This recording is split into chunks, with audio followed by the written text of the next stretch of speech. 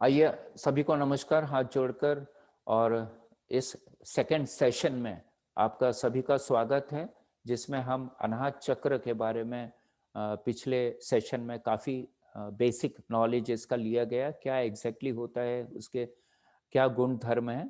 अभी हम लोग थोड़ा सा मॉडर्न मेडिकल साइंस और हमारे शास्त्रों के द्वारा उसको देखते हैं कि जो हमारा थाइमस ग्लैंड है ना, और हमारा जो अनाहत चक्र है उसका संबंध कैसे है। तो काफ़ी इंटरेस्टिंग, देखिए अभी आपको पता चलेगा जैसे जैसे हम लोग आगे बढ़ेंगे कि हमारा जो फंक्शन है ना, वो थाइमस का है, वो पूरी तरह से अनाहत चक्र से जुड़ा है। आपको पता है थाइमस ग्लैंड एक हमारी इम्यूनिटी, हमारा जो लिम्फेटिक सिस्टम है, इम्यूनिटी सिस्टम है, उसका ही एक भाग है।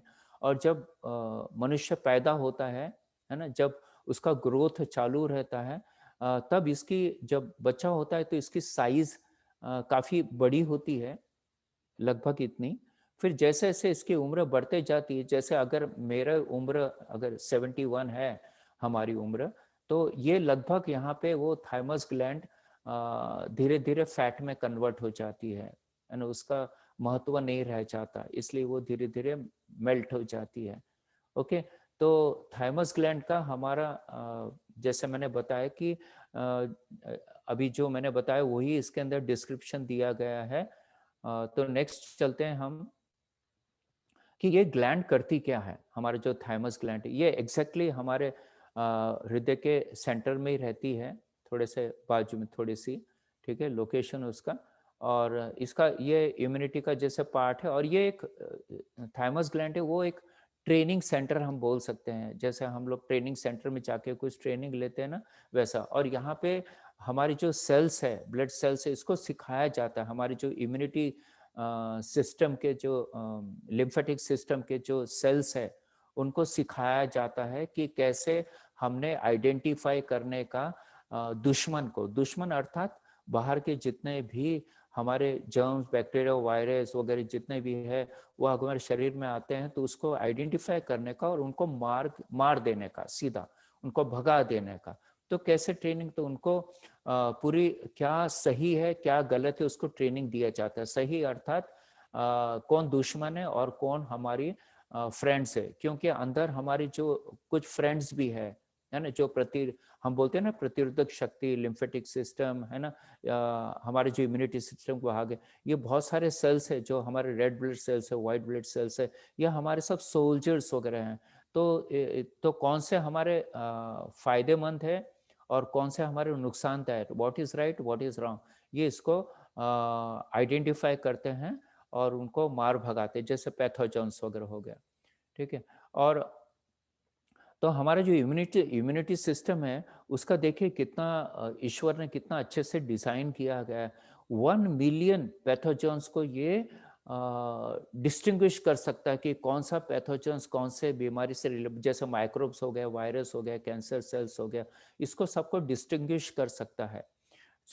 और आपको जानकर बहुत सारे लोगों को जानकारी होगी, नहीं होगी तो इसके द्वारा आप जानकारी हासिल कर सकते हैं कि हमारे लाइफ में बहुत बार हमारे कैंसर से हम ग्रस्त होते हैं, पर not like that cancer. Cancer cells कभी कभी डेवलप होते हैं अंदर, है ना, कॉन्स्टेंटली पैदा होते रहते हैं, पर हमारी इम्यूनिटी सिस्टम इतनी स्ट्रांग होती है कि वो कैंसर सेल्स को कन्वर्ट नहीं होने देती ट्यूमर्स में, उसको वहीं पे वहीं खत्म कर देते हैं। आपको पता है ना, cancer cell it's a abnormal development of the cells, ठीक है। तो ये उसको जैसे ही वो एबनॉर्मल बिहेवियर करने लगता है कोई सेल, तो ये जो हमारे इम्यून सिस्टम के जो सेल्स है उस पर अटैक करते हैं और उसको उसी समय खत्म कर देते हैं, ताकि वो ट्यूमर डेवलप ना कर सके। काफी इंटरेस्टिंग है ये, आपको भी मजा आ रहा होगा इसके अंदर जानकारी हासिल करके।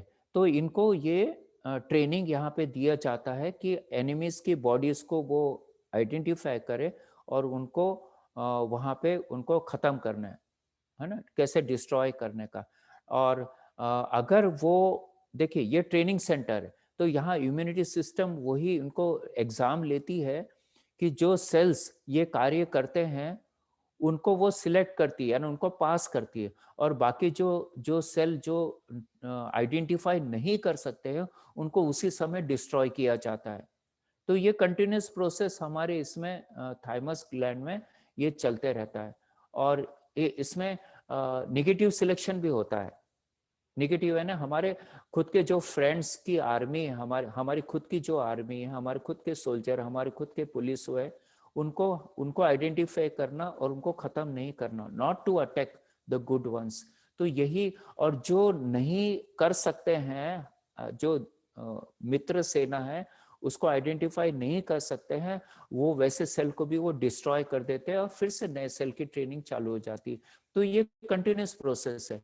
तो यहाँ पे ये बताया गया है कि हमारा जो मन है ना, ये भी यहाँ पे ट्रेन होता है कि क्या मेरे लिए सही है, क्या मेरे लिए गलत है। बोलते हैं ना हम इंट्यूशन, है ना, विवेक, प्रज्ञा, विजडम।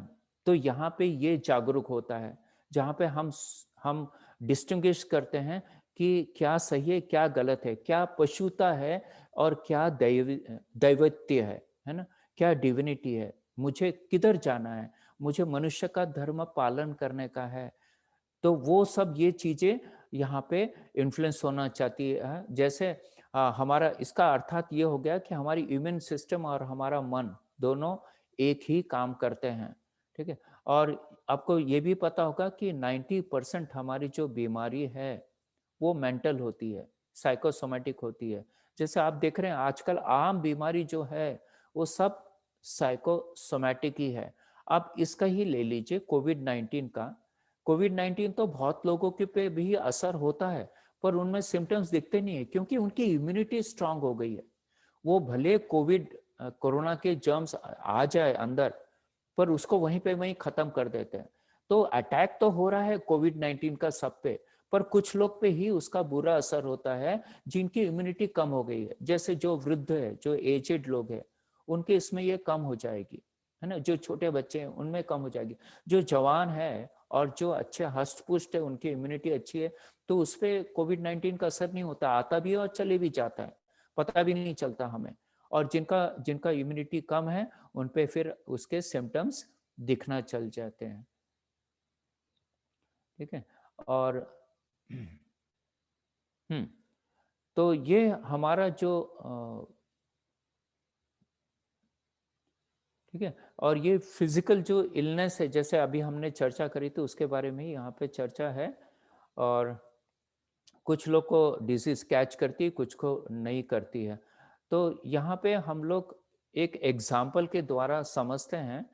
एक मिस्टर राइट होते हैं, WRIGHT, ये आप यूट्यूब पे भी देखेंगे तो मिल जाएगा ना। इस पे अपना गूगल वगैरह पे सर्च करेंगे तो ये बहुत अच्छी इसमें घटना बताई गई है कि वो जो मनुष्य रहता है, वो लिम्फेटिक नोड्स का कैंसर का उसको बीमारी हो जाती है, ठीक है। तो वो डॉक्टर के पास जाता है, वहाँ भर्ती होता है, डॉक्टर उसको मेडिसिन देते हैं। तो होता ये है कि वो उसके जो ट्यूमर जो होते हैं वो काफ़ी बड़े-बड़े साइज़ के हो जाते हैं पूरे, ठीक है। क्योंकि नोड्स है, नोड्स तो पूरे शरीर में उसका नेटवर्क रहता है। और उसके जो लंग्स के अंदर भी जो रहता है, तो वहाँ पे भी उसके काफ़ी बड़े-बड़े ट्यूमर्स हो जाते हैं वो सेल्स के। और उसमें से हरदम पानी निकलते रहता है, गंदा पानी। और उसको अगर सकिंग नहीं किया गया, तो फिर आदमी श्वास नहीं लेगा और वो मर जाएगा। तो डॉक्टर उसको हरदम वो वहाँ से पानी निकाल के उसको दवा के माध्यम से ट्रीट करते हैं। जब वो हॉस्पिटल में रहता है, तो वहाँ पे एक बहुत अच्छी दवा आती है जो डॉक्टर के द्वारा पता चलती है, वहाँ चर्चा होते रहती है कि ये इतनी अच्छी मेडिसिन है जिसके द्वारा ये जो बीमारी है लिम्फेटिक नोड्स कैंसर, ये बीमारी पूरी तरह से उससे अच्छी हो सकती है। और होता ये है कि डॉक्टर ने वो पेशेंट को ऐसा बता दिया था कि अभी आपकी जो है वो 1 हफ्ते से ऊपर आप जी नहीं सकते, इतने आप फाइनल स्टेज में आ गए हैं इसके। तो जैसे ही उसको पता चलता है वो पेशेंट को कि ऐसी दवाई आई है और मैं इससे अच्छा हो सकता हूँ, तो वो डॉक्टर की बहुत मिन्नत करता है। डॉक्टर को पता रहता है कि मैं अगर इसको दवा भी दूंगा तो ये कुछ 1 हफ्ते में इसके कुछ ये दवाई का असर नहीं, क्योंकि उसको 2 महीने लगते हैं, 1 से 2 महीने लगते हैं। जैसे अभी कोविड-19 के वैक्सीन ले रहे तो आपने जैसे पहला डोज़ ले ली तो आपकी एंटीबॉडीज़ तैयार नहीं होगी उसमें। सेकंड डोज़ लेने पर भी पूरी तरह से नहीं होगा, इसको समय लगता है। ये सब एंटीबॉडीज उसको ट्रेन करने के लिए वगैरह वगैरह। तो ये जो है तो उसको पता था कि 1 से 2 महीना, और ये तो 1 हफ्ते से ज़्यादा ज़िंदा नहीं रहने वाला है। पर वो बहुत मिन्नत करता है तो फिर डॉक्टर ओके चलो मैं देता हूँ। तो जैसे उसको देता है तो वो देखता है, ऑब्ज़र्व करता है, और बाद में जो डॉक्टर है उसको वो दवा देने के बाद में वो छुट्टी पे चले जाते हैं। और उनको पता रहता है कि जब 1 हफ्ते के बाद मैं आऊँगा तो ये पेशेंट का बेड मुझे खाली दिखेगा। जब वो डॉक्टर 1 हफ्ते के बाद में आता है और सब पेशेंट को देखता है और इसके रूम में आता है और देखता है कि इसका बेड खाली है, तो पहले वो सोचता है कि क्या हुआ उसका? तो पूछता वहाँ नर्स को, तो नर्स तो बताती है कि वो तो महाशय बढ़िया बाहर कॉरिडोर में घूम रहे हैं और नर्स और स्टाफ के साथ में कोको कोला वगैरह पी रहे हैं। तो इसको भी बहुत अच्छा लगता है कि चलो दवाई का असर देखो कितना। तो फिर देखिए है ना, उसका मन हमारा कितना प्रभाव डालता है हमारी बीमारी पे। उसका कॉन्फिडेंस इतना बढ़ जाता है कि ये दवा लूँगा तो मैं अच्छा होना ही है। तो वो जो कॉन्फिडेंस है मन का, है ना? मन बोलते हैं ना, मन के हारे हार, मन के जीते जीत, है ना? तो आप एक बार ठहरा लेते होना है तो होना है फिर। और अगर अगर आपको थोड़ी शंका आती है तो फिर नहीं होना है।